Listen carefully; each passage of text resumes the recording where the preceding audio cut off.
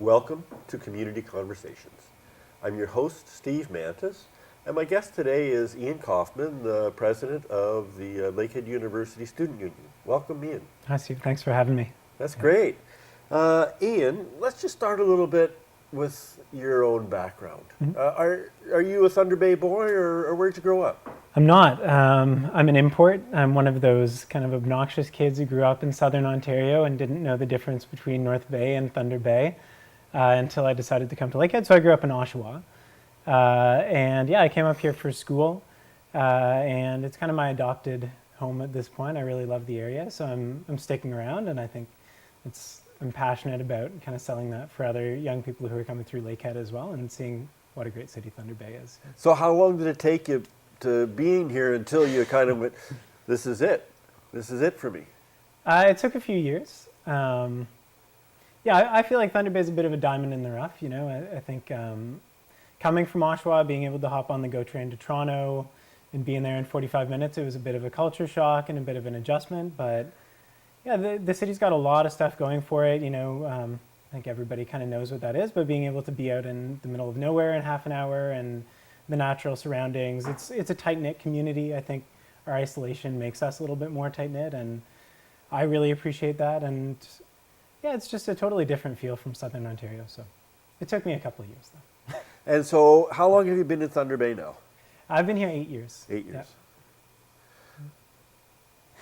Yeah.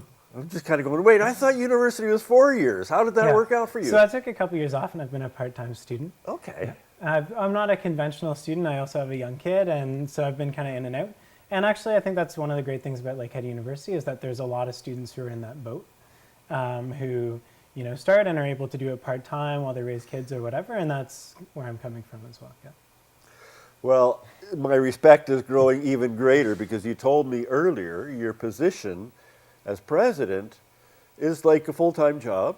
Yep. Plus you're going to school, plus you're raising a little one. How old's the little one? He's 2 years old. Oh my gosh! So you're in shape, at least running after the 2-year-old. Yeah, holding weights, 20-pound weights. Oh my gosh! Yeah.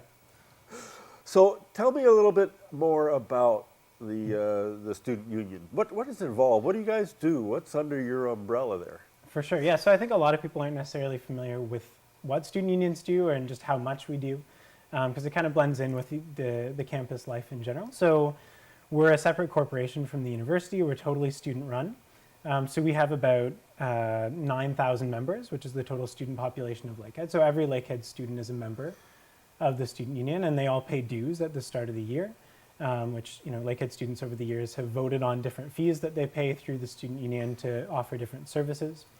And yeah, so we represent our students. We're a membership-based organization. We speak up for students on issues that affect us, whether that's academic or social justice.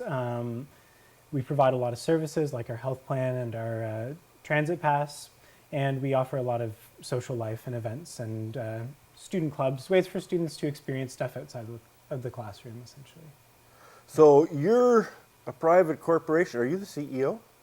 Technically, yeah. Oh my gosh, I'm sitting next to a CEO. This is great. Of a multi-million-dollar corporation. There you go. Whoa. You've made the big time. So how many staff do you have? How many people are employed here? So we have about 100 staff, and that's a mix of permanent, like non-student staff, so people in the community who work for us to support the work we do, as well as part-time students who might write for our campus newspaper, work in the campus pub, the Outpost, or who might work in our different student centers that have kind of more social justice mandates. So yeah, over 100 people. So you have, you're one of the biggest businesses in town. We're probably one of the bigger nonprofits. Or bigger, yeah, anyways. And I think a lot of people don't know that, and getting the word out that, yeah, students have a lot of resources to offer to a lot of the nonprofit sector and the business community in Thunder Bay as well. Yeah. Are your employees unionized? They're not. Oh, hear that out there?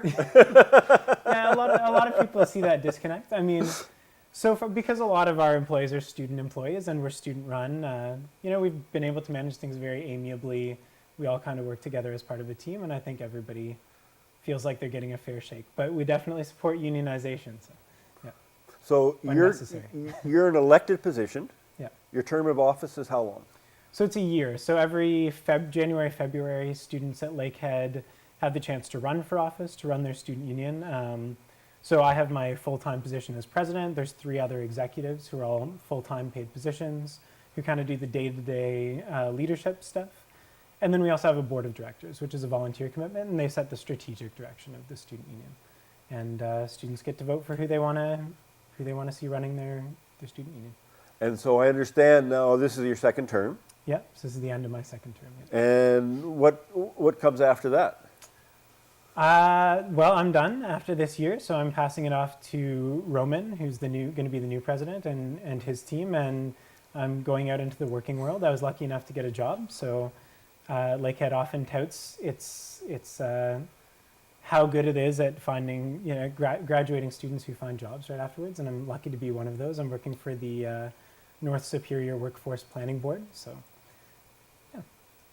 I'm lucky enough to have a job. A lot of graduates, I think, struggle with that when they finish. So. And what kind of job are you doing there? So that's promoting apprenticeships locally. So they're promoting not only to try to secure more apprenticeship opportunities with local employers, but also to support existing apprentices in finishing and having the supports they need. So people in the skilled trades, essentially. Yeah. And what course did you take, or what were you graduating in at school? So I'm graduating with a degree in French and a minor in history. Yeah. So is it the French strength that is helping you in this new job, or what's the connection there? I think a lot of it is probably my student union experience, and I think that's something that we try to sell to students, that getting involved with the student union is an amazing experience. You learn how to run a corporation, essentially. You learn how to deal with a lot of political issues. You learn how to manage money, how to host big events. So that's been a big boost, and I think, yeah, the people who go through being involved with the student union get a lot of those skills. It's a really amazing, I think, training ground for, community leaders in the future, really. Yeah. So this is really on top of the formal education piece. It's kind of like a second degree sometimes. It's a second degree, that's It's it. definitely a big learning curve.